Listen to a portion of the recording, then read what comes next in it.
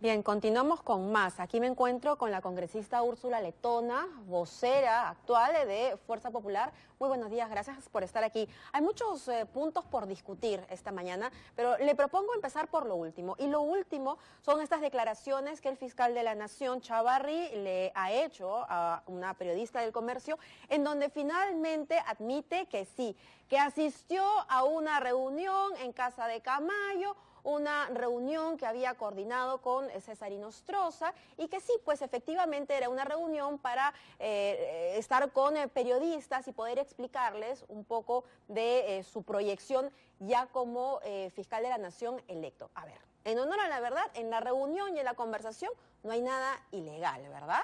Pero sí demuestra que, número uno, había un grado de cercanía, mucha cercanía entre el fiscal de la Nación y el juez supremo suspendido, César Inostroza. Pero además, esto demuestra que finalmente el fiscal de la Nación nos ha mentido, porque en un inicio él dijo que no lo conocía. Él mismo acá dice, ¿no? Bueno, sí, deslindé porque pensé que era lo mejor en ese momento, pero mi afán no era mentir. Y esto, lamentablemente, le da más argumentos, no solamente a un sector de la población, sino al ministro de Justicia y al mismo presidente del Poder Judicial, quienes están pidiendo que el fiscal de la Nación dé un paso al costado.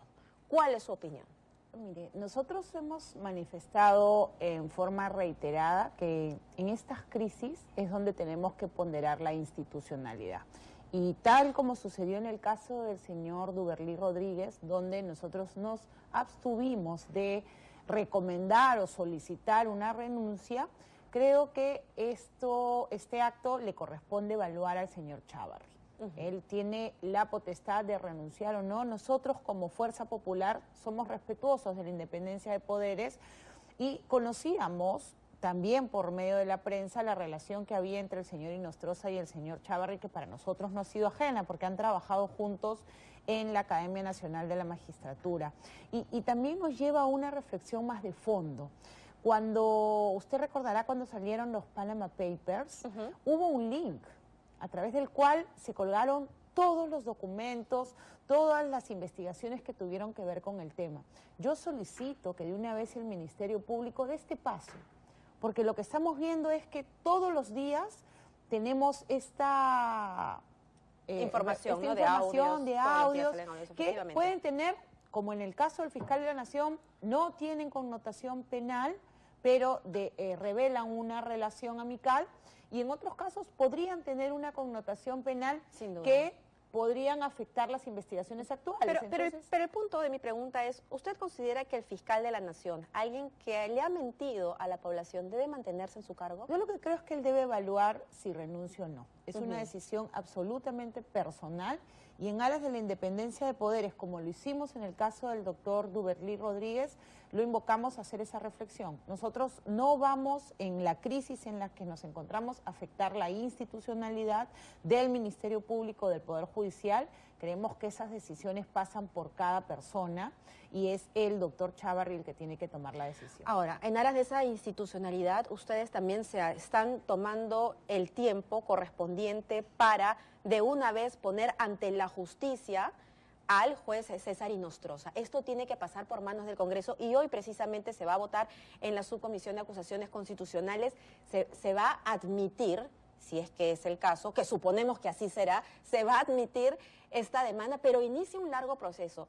Hace un mes ya hemos escuchado los audios. ¿Por qué es tan lento todo en el Congreso de la República? Bueno, los procedimientos de acusación constitucional tienen plazos que estamos tratando de acordar. El día de ayer hemos tenido un pleno de emergencia, un pleno muy corto, para ratificar la conformación de comisiones y con ello darle continuidad a la Subcomisión de Acusaciones Constitucionales para que pueda emitir la nueva denuncia formulada por el fiscal de la Nación. En el Congreso estamos tratando de acortar esos plazos y la verdad es que siempre lo hemos dicho y puede sonar incluso contradictorio o puede sonar poco popular, pero en estos casos donde hay evidentes indicios de actos de corrupción es imprescindible el respeto no solo al debido proceso dentro de la investigación, sino también el ejercicio del derecho de defensa. ¿Por qué, Mabel?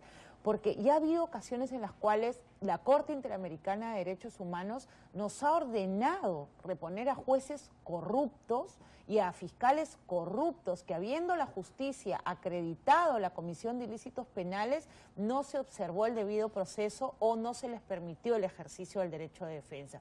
Y es en ese sentido que estamos siendo sumamente cautelosos de que estos dos principios se respeten. De acuerdo, pero ha pasado un mes desde que estos audios fueron publicados, un mes, y recién hoy se admite. Le faltaron reflejos al Congreso, quizá debió hacerse inmediatamente, digamos, un mes, son 4 semanas, 4 domingos escuchando más audios y más audios y viéndole la cara de sinvergüenza a este juez supremo. Yo lo que creo es que estamos nuevamente cuidando el tema de la institucionalidad, el debido proceso, la investigación tiene que tener matices constitucionales. Es verdad que hemos corrido con los plazos y hemos logrado suspender también en un plazo bastante corto a los miembros del Consejo Nacional de la Magistratura. Incluso hemos intervenido en el Consejo Nacional de la Magistratura con una ley que logramos aprobar en forma multipartidaria. El Congreso está respondiendo. De repente los tiempos no pueden ser los óptimos a criterio del escrutinio ciudadano, pero nos toca, como congresistas, respetar lo que dice la Constitución y la ley. Incluso las personas que pueden haber cometido los delitos más execrables tienen estos derechos y a nosotros nos toca garantizarlos. Primero, en aras de respetar la Constitución, y segundo, para garantizar que luego estas personas presuntamente corruptas no regresen con fallos que lo único que han hecho a la historia de nuestro país es afectar justamente esa institucionalidad que hoy defendemos. Pero entonces ya se lo pregunto ya como ciudadana, porque usted también es ciudadana, ¿verdad?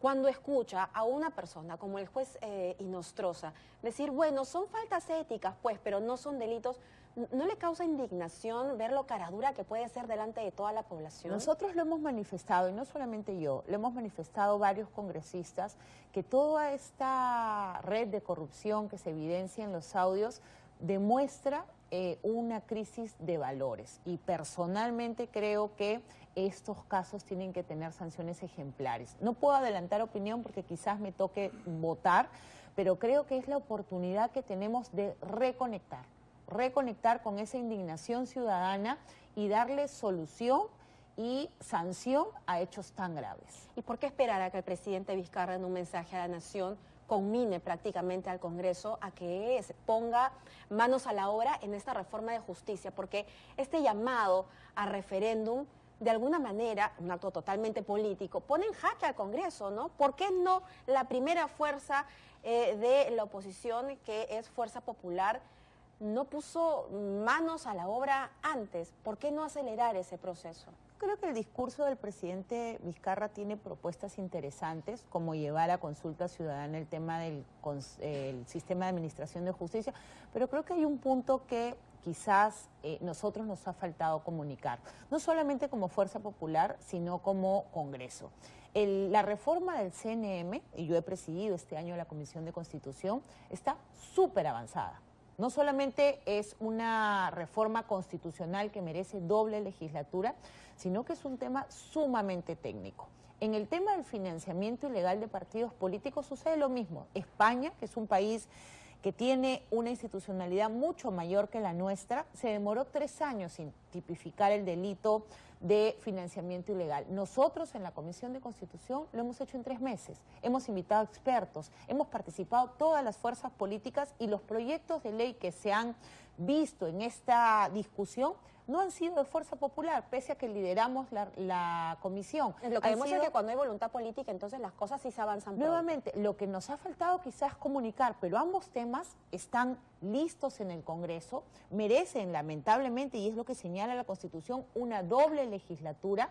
No digo que esté mal, pero esto implica tiempo. Y las reformas constitucionales creo que merecen esa reflexión de doble legislatura porque aseguran que podamos corregir. En ambos casos, tanto el CNM como el financiamiento legal, que son temas que ha anunciado el presidente, el Congreso ha respondido, hemos abierto la discusión a la academia. ¿Están ustedes de acuerdo y van a apoyar el referéndum? Nosotros ¿Va a presentar el proyecto de ley, supongo, en 1 o 2 semanas? Como vocera de Fuerza Popular he manifestado, en primer lugar, nuestra disposición de llevar a consulta las políticas públicas que el presidente priorice, sin cuestionamiento nombramiento y sin condicionamiento alguno, como erróneamente se ha señalado. Nosotros no le estamos poniendo condiciones al presidente que agregue un tema tal, que evalúe el tema tal. Lo que hemos dicho es que nosotros como bancada evaluaremos. Y si hay un tema que consideramos importantes, podemos proponerlo dentro de nuestra función como congresistas. Pero sí que la ciudadanía tenga en claro que en la consulta ciudadana le toca al presidente decidir qué temas lleva a referéndum. Nosotros no podemos hacerlo. A nosotros nos toca ir por la doble legislatura, ir por una reforma constitucional ordinaria, pero no ponerle la agenda al presidente. Y creo que en este caso hay una concordancia, poder legislativo, poder ejecutivo y poder judicial, de emprender la reforma del sistema de justicia. Pero sí hay un enfrentamiento en cuanto a la no reelección de congresistas. Personalmente, creo que no hay un enfrentamiento, creo que es importante ver la propuesta del presidente y como bancada también. Nosotros no hemos tomado una decisión porque no conocemos el contenido de la propuesta del presidente. Por ejemplo, el congresista Violeta planteó en un momento la no reelección hasta por 2 periodos. O sea, planteó una sola reelección o una reelección alternada.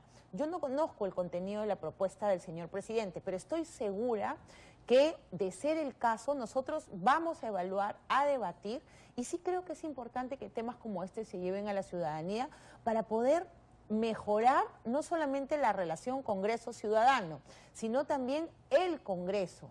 Si el presidente considera que la no reelección es la salida a la crisis institucional que atravesamos, no solamente en el Parlamento, sino en general, creo que es bien importante evaluar. Ahora, le soy honesta, congresista, la verdad es que es sorprendente porque el tono del fujimorismo, el tono de Fuerza Popular ha cambiado. Parece un tono más conciliador y lo mismo se ve en las acciones que ha tomado el nuevo presidente del Congreso, el señor Daniel Salaverry, porque claro, además de bajar el tono, ha tenido ciertos gestos importantes, como por ejemplo separar a este señor Gibaja, que era jefe de seguridad y que tenía enfrentamientos abiertos y desmesurados con periodistas. Además también ha llamado a un control externo, ¿no?, para que pueda auditar al Congreso de la República. Esto es parte, y déjenme que represente a esa parte escéptica de electores, ¿esto es parte de una estrategia o es un nuevo norte que ha marcado el fujimorismo porque está convencido de que conciliando y bajando el tono se pueden lograr más cosas? Mire, yo lo he sostenido ya en forma personal y varios de los voceros lo anunciaron en ocasiones anteriores.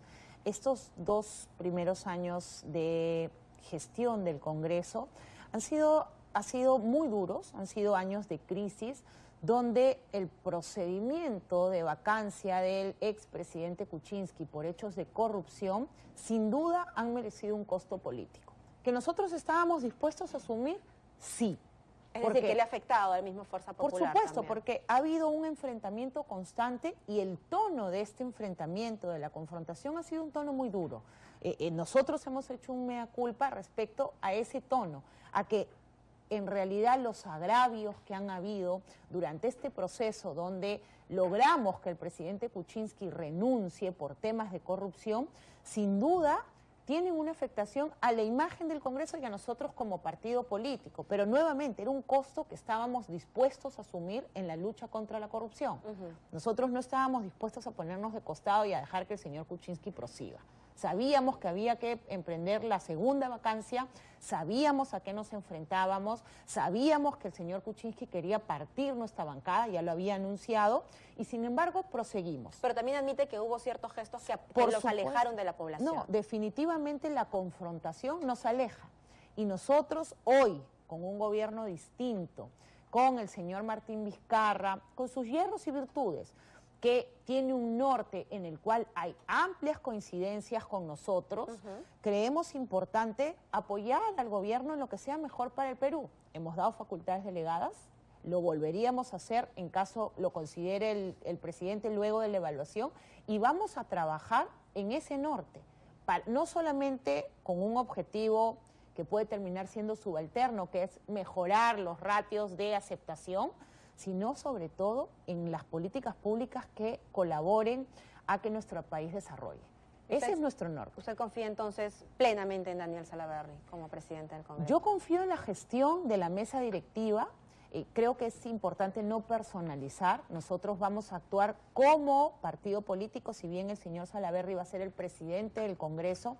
Creo que estos gestos, como usted lo ha señalado, de solicitar, pese a que la ley establece la autonomía del Congreso en este tema, que la Contraloría intervenga, anular... Habría que cambiar la ley, ¿no? Bueno, yo creo que más allá de cambiar la ley, que sí afectaría la autonomía constitucional, porque esta es una norma muy antigua que garantiza autonomía de los poderes, creo que el simple hecho de pedirle al Contralor que él sea la persona que asigne un jefe del órgano de control interno es un gesto más que político, un gesto institucional, porque es un acuerdo de la mesa. Y en segundo término, creo que estamos listos. O sea, no solamente tenemos la capacidad política de emprender una reforma y generar consensos, sino además Fuerza Popular tiene la capacidad técnica de dar la talla al debate nacional que nuestro país requiere en un tema de suma trascendencia como es la reforma del sistema de administración de justicia. Congresista, y una curiosidad, ¿no le da temor que mañana más tarde la congresista Jenny Vilcatoma patee el tablero? Por cómo se fue, lo digo, ¿no? Yo creo que en el caso de la congresista Vilcatoma, en ese norte de poder sacar adelante la reforma del Sistema Nacional de Justicia, es una pieza fundamental. Y lo que nosotros hemos hecho es ponderar no solamente su capacidad técnica, sino también el compromiso que ella ha demostrado en la lucha contra la corrupción, más allá de las desavenencias, incluso personales, que hemos tenido en el pasado. Nosotros estamos en un norte que supera las relaciones personales y pondera la necesidad de que nuestro país vaya finalmente a aprobar esta reforma que ha sido postergada durante casi 90 años en nuestro país. Ahora, y que creo que es el momento donde se han unido estos soles para poder aplicar ahora sí una reforma trascendental. En este giro que está tomando entonces Fuerza Popular, ¿vamos a ver más a Keiko Fujimori en medios de comunicación o va a continuar tuiteando? El desempeño de la lideresa del partido es ajeno al tema institucional que nosotros estamos... Pero ella marca, pues, es presidenta de la bancada, ella marca el norte, es presidenta, ¿no?, del partido, ejerce un liderazgo sobre la bancada sin duda, pero las decisiones las tomamos colegiadamente. Y en cuanto a su participación, es una decisión que le compete a ella exclusivamente. Nosotros hemos preferido también que ella tenga este rol no protagónico por la crisis en la que hemos estado. Yo creo que sumar protagonismos, por ejemplo, como los que hemos visto en la denominada Marcha contra la Corrupción, donde algunos líderes políticos pensaron sacar réditos y fueron expulsados de la marcha, demuestra que en estos casos de crisis la discreción y la ponderación son virtudes de pocos. Y ya la última, los amiguismos e intrigas que acusa la congresista Paloma Noceda, que acaba de renunciar a la bancada de Fuerza Popular. A mí, la verdad, personalmente me ha sorprendido la carta de Paloma y he conversado con ella. Pero muy fuerte breve. Lo que dice, ¿no? Claro, a mí me sorprende porque ella ha sido presidenta, acaba de ser presidenta de una comisión muy importante como es la Comisión de Educación. Ese es un rumor que se repite, ¿no? Que hay como un cogollo ahí de Fuerza Popular, algunos congresistas que son los únicos que pueden tener acceso a Keiko Fujimori. ¿Eso es cierto? Yo creo que no.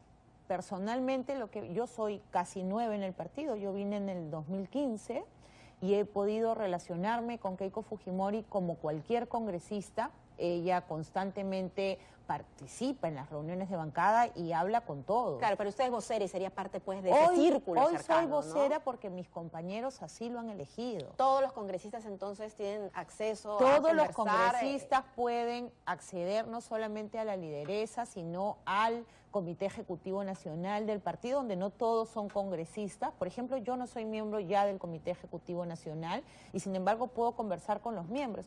Yo creo que hay que ponerle paños fríos al tema de la congresista Noceda. La he invitado a reflexionar. Ella acaba de ser presidenta de una comisión importante y creo que es obvio que es contradictorio decir que ha sido víctima de un sectarismo cuando ella ha sido por elección de los congresistas o en ese caso por elección justamente delegada a la presidenta. Congresistas o en ese caso por elección justamente delegada a la presidenta del partido, elegida presidenta o de la de repente comisión. se va con Cambio 21, que hasta ahora no le admiten a trámite. Bueno, yo sí quería aprovechar. Para eso terminar ya, no porque... es exacto, ¿ya? No es que no hayamos admitido a trámite su solicitud aún no ha sido resuelta. Nosotros tenemos una sentencia que declara infundada la demanda de inconstitucionalidad y vía exhortación le pide al Congreso que tenga en cuenta el criterio de conciencia. Y ese criterio no está establecido. Ese criterio no está establecido y lo que se acordó ayer en el comité directivo es que le pidamos a la Comisión de Constitución, a solicitud del congresista Mulder y la congresista Aramayo, una opinión. Luego de recibida la solicitud, vamos a pronunciarnos. Y finalmente, esta no es una decisión de Fuerza Popular. 5 de las 7 bancadas que hay en el Congreso, APRA, APP, Acción Popular, el Nuevo Perú y nosotros, votamos a favor. Fueron 2 bancadas las que apoyaron que se resuelve en ese momento la solicitud. Bien. Entonces, yo sí quisiera llamar a los congresistas de esta pretendida bancada Nuevo Cambio 21, que seamos sinceros, que no confundamos a la población y que tratemos de darle información como es. Estoy segura que recibida... Porque han salido, la congresista Marisa Espinosa, como siempre, Marisa García, ha salido con palabras bastante altisonantes. No le hacen bien a ella, no nos hacen bien a nosotros y en general no le hace bien al Congreso. Muy bien, congresista, muchísimas gracias por estar esta mañana.